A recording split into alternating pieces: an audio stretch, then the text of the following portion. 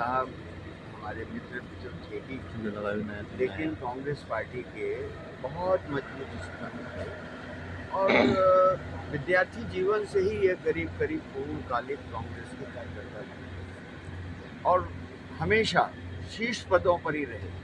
जामिया के अध्यक्ष रहे, NSUI के अध्यक्ष रहे, तो पूरा जीवन इन्होंने संगठन के लिए खास तौर से लगाने का काम किया और बेहतर इंसान और अच्छे इंसान थे, ये तो सभी कहते हैं और हैं। और हम समझते हैं कांग्रेस पार्टी के लिए एक बहुत बड़ी कमी रहेगी ये, और हम लोग जो मित्र मंडली थी उसको भी हमेशा उनकी कमी खलती रहेगी।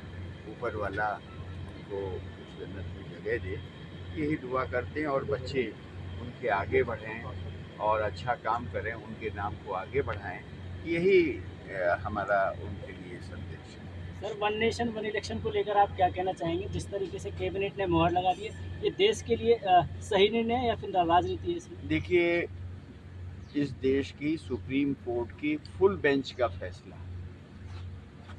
कि संविधान के बेसिक स्ट्रक्चर में संसद भी परिवर्तन नहीं कर सकती और उनके इस फैसले से संशोधन जो 7 या 8 संशोधन करने पड़ेंगे आपको संविधान में, तो मैं समझता हूँ कि ये संवैधानिक नहीं है।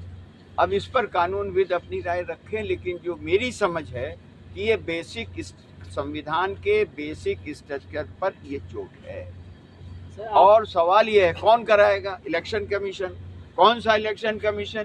मोदी का इलेक्शन कमीशन जो वोट प्रतिशत है उसको भी 5 दिन में बताता। आप जैसे अभी 2 राज्यों के चुनाव हो रहे हैं, 2 राज्यों के और बाकी हैं, महाराष्ट्र और झारखंड।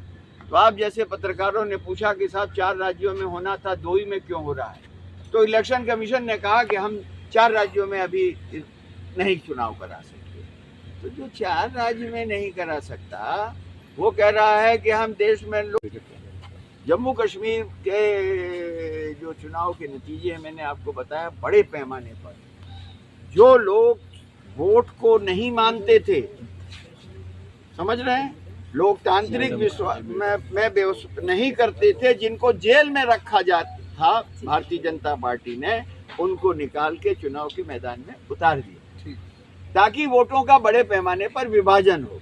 फिर भी मैं आपको कह दूं कि कुछ भी कर ले भारतीय जनता पार्टी, वो प्रॉक्सी कर ले, पिछले दरवाजे से कोशिश कर ले, लेकिन वहां पर सफल नहीं होगी और वहां पर भी हमारी गठबंधन की सरकार बनेगी। 370 की जो